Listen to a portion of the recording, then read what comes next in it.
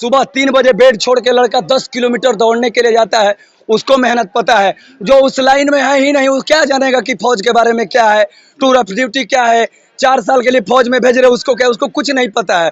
उसको तो खाली मोदी जोगी, उन लोगों को खाली यही पता है। 2024 में प्रधानमंत्री का चुनाव होने वाला है, क्या लगता है किसका कुछ असर नहीं होगा? है, कोई भाजपा नहीं। अब तो चुनाव के बाद मत बतियाबो। चुनाव जो मुद्दा बा, जो नियम बा, जो रूल रेगुलेशन के बात बटे, एक बात तू बतियाबो। चुनाव से हमारा कोनो मतलब नहीं है। जिस देश का सेना सुरक्षित नहीं है, जिस देश का युवा सुरक्षित नहीं, वो देश क्या पहाड़ में जाएगा? ये लोग तो ऑलरेडी पहले के सब भणुआ बैठे हुए हैं ऊपर। इनको क्या पता कि मेहनत क्या होता है। मेहनत देखना है तो सुबह गांव के फील्ड में जाइए, वहां समझ में आएगा कि युवा कैसे मेहनत करता है। मिडिल क्लास के माँ बाप कितने उम्मीद लेके एक बच्चे को पढ़ा के फौज में कितना मेहनत से भेजते हैं, अपना खून पसीने का कमाई लगा के वो लोग फौज में भेजने का सपना देखते हैं। इन लोग का जो मर्जी वो कानून बना देगा, देश किसी के बाप का नहीं है। जितने सारे युवा हैं आप देख सकते हैं, इसके बावजूद भी कई लोग यहाँ पर हैं जो कि मोदी के समर्थन में यहाँ पर खड़े होकर, और अभी कोई व्यक्ति आया था समर्थन में बोलकर बोले, लेकिन ये सवाल पूछते हैं, थोड़ा बात का जवाब दे। कहीं ना कहीं ये आम जनमानस है, इनमें काफी आक्रोश व्याप्त है और आप देख सकते हैं तमाम आम लोग हैं। अच्छा बताइए, जो अभी योजना आई है सही है फिर गलत है? नहीं, योजना बिल्कुल गलत है, छात्रों के हित में नहीं है।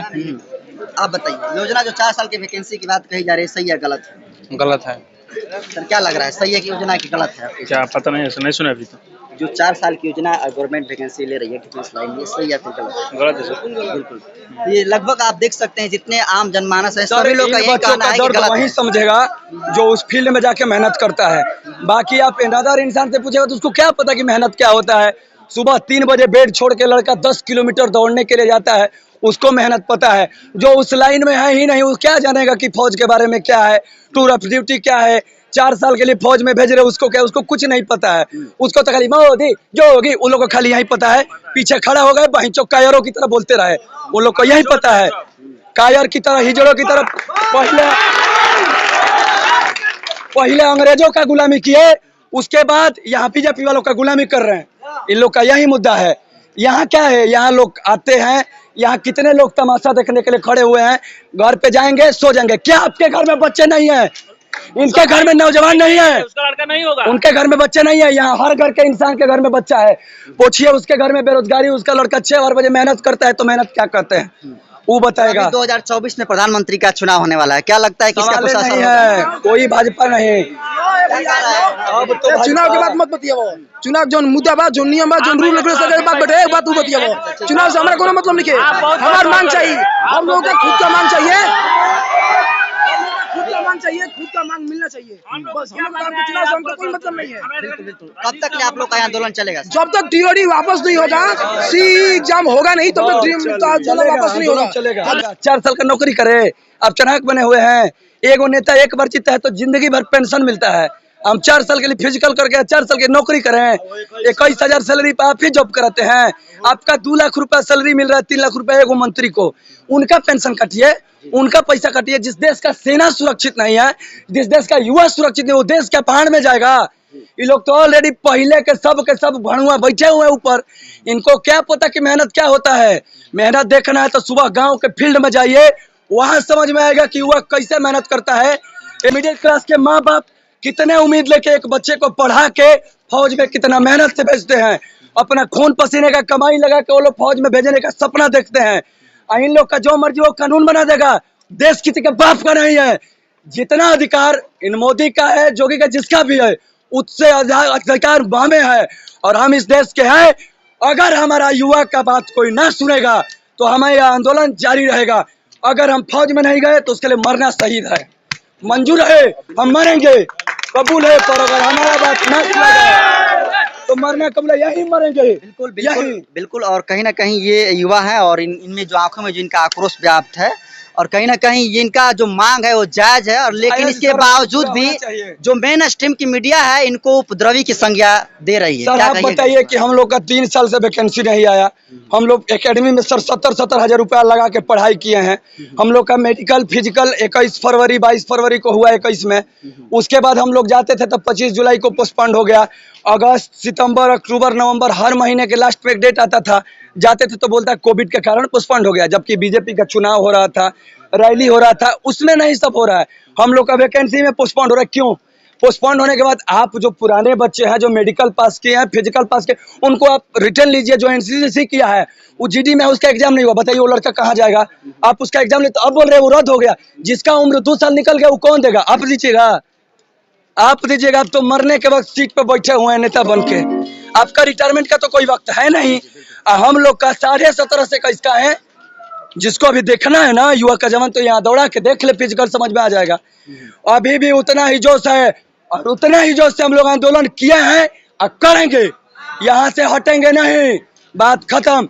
देश को, नेता को हमारी बातें सुननी ही हो करके, और वो कठिन का परिश्रम करता है कि आप किसी पार्क, किसी मैदान, किसी नहर पर चले जाएंगे तो देख करके आपको भी तरस आती है?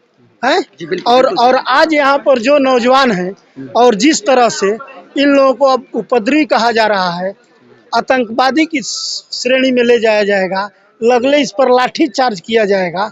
हमको लग रहा है कि अगर निष्पक्ष तरीके से अगर इन लोगों की बात को सुनी जाए और इन लोगों के हाथ में भी वो डंडवा दे दिया जाएगा, तो हमको लग रहा है कि हर एक प्रशासन के लोगों पर एक लड़का उनसे कई गुना अधिक भारी पड़ेगा। जी बिल्कुल ठीक है। और यहाँ जो बॉक्स ऑफिस पर बात हो रही थी कि बॉक्स ऑफिस पर जीएसटी ने कमाल किया है, बिल्कुल कमाल किया है। 108 रुपया पेट्रोल बिक रहा है, जीएसटी पर यह काम किया है। आपने ताली बजाया थोड़ी देर पहले, हमको समझ में क्या है? आपको ताली बजा दी आपने, हमको यही समझ में नहीं आया। नोटबंदी हुआ तो नोटबंदी से फायदा किसको हुआ? आपने ताली बजा दिया। देश की समझ कहाँ है? नौजवानों की समझ कहाँ है? हमने कहा कि कोई एक काम बताइए केंद्र सरकार का जो देश के पक्ष में हो। रेल का प्राइवेटेशन क्या है? रेल का प्राइवेटेशन आपसे आपकी नौकरी को छीनना है। फौज का प्राइवेटेशन क्या है? 4 साल का अनुबंध पर फौज के लड़कों को बहाल करने का मतलब क्या है? आपसे आपका हक छीनना है। 5 साल तैयारी करे, 4 साल नौकरी करे, 4 साल नौकरी करे। मैं ये तैयारी करने वाले लड़के हैं, जानते हैं अनुच्छेद 14 क्या है, आर्टिकल 14 जानते हैं, समता का अधिकार है। ये सबको अधिकार है कि फौज में अप्लाई करेंगे। जब तक आप तो पहले ये तय कीजिए कि जिन लड़कों को, जो लड़के ग्रेजुएट कर गए और जो लड़के 18 वर्ष की उम्र पार कर गए, उनको आप पहले नहीं दे सकते हैं रोजगार, तो बेरोजगारी भत्ता दीजिए 25,000 रुपया महीना।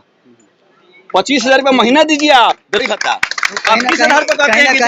कहीं ना कहीं यहाँ पर जो युवा खड़े हैं और जो आम जनमानस है, इनमें काफी आक्रोश व्याप्त है और ये आक्रोश कहीं ना कहीं जायज है। हमको ये समझ में नहीं आया कि ये जो नोटबंदी पर, जीएसटी पर, ये बॉक्स ऑफिस पर जो अमिताभ बच्चन का रोल में दिखला दिए महाशय आकर यहाँ पर, ये लड़के ताली कैसे बजा दिए? क्या समझ में आया इनको? सोच रहे थे कि अगेंस्ट में बोल रहे हैं मोदी। नहीं, अगेंस्ट में, हमको अगेंस्ट में नहीं बोलना है। हम मोदी जी का अगेंस्ट नहीं है, ना हम राजनाथ का अगेंस्ट है। हम अगेंस्ट उस व्यवस्था के हैं जिस व्यवस्था ने आपसे आपकी नौकरियों को छीना है।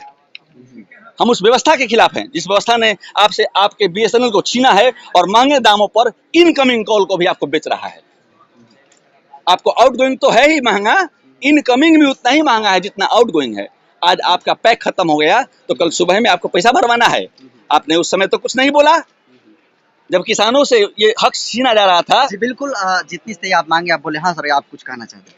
और एक बात जान लीजिए कि यह किसी दल पार्टी का आंदोलन नहीं है, यह आपके और हमारे घर के, यह देश के भविष्य हैं। और जब सुबह में बच्चे निकलते हैं अपने बिस्तर को छोड़ करके, वह टाइम, वह समय होता है जिसको किसी भी आदमी को सोने का इच्छा करता है, जगने का इच्छा नहीं करता है। और ये धरना तब तक ये लोग बच्चे नहीं अपना, अच्छा मान लीजिए जो बच्चा एनसीसी करके आया है, जो बच्चा मेहनत करके आया है, किसी का मेडिकल हो चुका है और उस लड़के को आप नौकरी छीनेंगे तो उससे बेहतर वो अपने आप को समझेगा शहीद होना।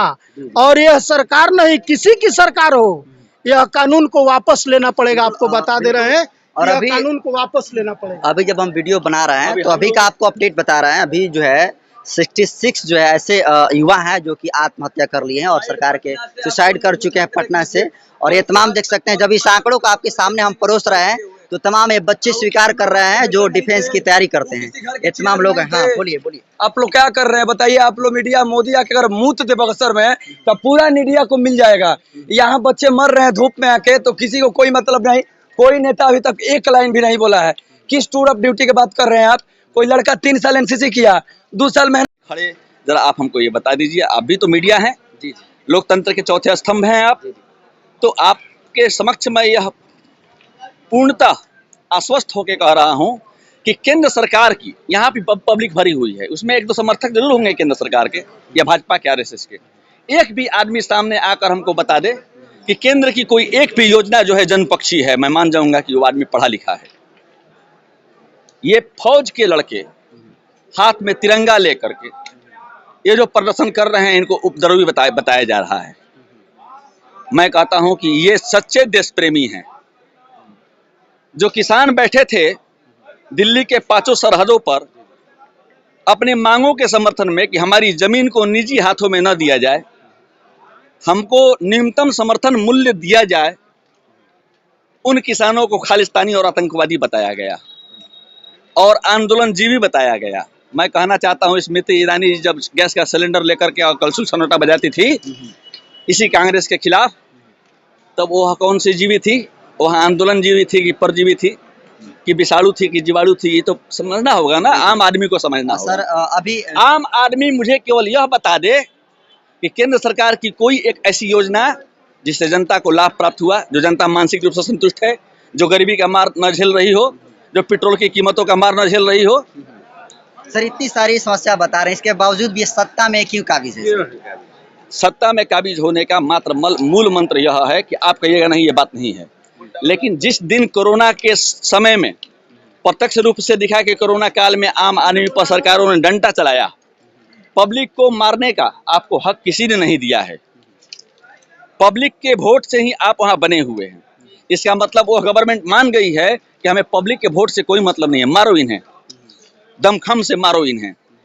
ये 1 घंटे 2 घंटे के अंदर लाठीचार्ज होगा इन छात्रों पर, मासूम छात्रों पर, और ये लाठीचार्ज के बाद इनको उपद्रवी और आतंकवादी बता करके इनको जेल में बंद कर दिया जाएगा। ये अकेले अलग थलग पड़ जाएंगे। देश का दूसरा अमिताभ बच्चन। तो यहाँ पर तमाम लोग हैं, रेलवे प्लेटफॉर्म पर खड़े हुए हैं और कहीं ना कहीं इनमें आक्रोश व्याप्त है। सर क्या कहना चाहेंगे इन बच्चों के लिए? हम यही कहना चाहेंगे बच्चों के लिए जिसको छोड़ दिया कि मोदी जी का 5 फिल्म लगा इंडिया के अंदर, 5 बॉक्स ऑफिस पर खेला। फिल्म की बात कर रहे हैं। हाँ, पहला फिल्म था नोटबंदी नंबर 1, दूसरा फिल्म था कश्मीर, तीसरा फिल्म था अयोध्या और चौथा फिल्म लगा है जीएसटी, जो कि बॉक्स ऑफिस पर खेला और पब्लिक उसका समर्थन किया। इसीलिए इंडिया की सरकार विश्व पटल पर, कहने का मतलब है कि सारे लोग इसके समर्थन में हैं और मोदी जी उसके ऊपर झंडा फहरा रहे हैं। अब बच्चों को सर 4 साल भर्ती के लिए सेना में गवर्नमेंट जो अभी वो तो जब जिसकी सरकार सत्ता रहेगी उसको जो इच्छा आएगा वो कर लेगा, उसमें कोई रोकने टोकने की बात नहीं। क्या लगता है इतना विरोध हो रहा है सरकार का, 2024 में इसका कुछ असर हो गया? फिर नहीं, कोई असर नहीं होगा, फिर कोई फिल्म लगेगा और मोदी जी फिर जीत जाएंगे। फिर ये किसकी कमी कही जाएगी सर? ये हमारी पब्लिक की कमी है, कोई प्रकार की कमी नहीं है। तो आप देख सकते हैं कि रेलवे प्लेटफॉर्म पर, हाँ वो सर ईवीएम की कमी है। केजरीवाल जी ने दिल्ली की विधानसभा में दिखा दिया कि ईवीएम हैक किया जा सकता है। आप वोट दे ना दे उसका क्या मतलब है? मत दीजिए वोट या दीजिए वोट, वोट तो जहाँ जाना है वहाँ जाएगा। ये आप बंगाल के आम जनमानस है और इनसे 1-1 मिनट का हम लोग बाइट लेंगे। हमसे मत पूछिए, यादव जी से बोला हम पूछ लेंगे सभी लोग से। सर बच्चों का कहाँ तक मांग जायज है? सर को रोजगार दीजिए या धर्म का बच्चों का मांग 100% जायज है, इसलिए कि इधर जाना चाहते हो जिस नौकरी को प्राइवेटकरण करने की जो कोशिश की जा रही है, जो बच्चों को संविदा पर 4 साल रखने की बात की जा रही है, निश्चित रूप से यह देश के बच्चों के साथ, भविष्य के साथ खिलवाड़ है। जो बच्चा 17 से 22 वर्ष तक की का उम्र बांड है, इतना ही देर में फोर्स में भर्ती होता है और 22 साल के बच्चा को जब कह दिया जाएगा कि आप किसी नौकरी, अब इससे आपको बाहर करना पड़ेगा, तो बच्चा आएगा तो क्या करेगा? जो आदमी 4 साल किताब बंद कर देगा वो पढ़ने लायक भी नहीं रहेगा, रोजगार पाने लायक भी नहीं रहेगा और कोई काम करने लायक भी अब नहीं रहेगा। तो आप देश के चौथे स्तंभ है। जो क्वेश्चन आप हम लोगों से कर रहे हैं, आप लोग खुद के भी इसी देश के जनता हैं और इसी देश के नौजवान हैं और आपके घर के लोग बच्चे आज 4 बजे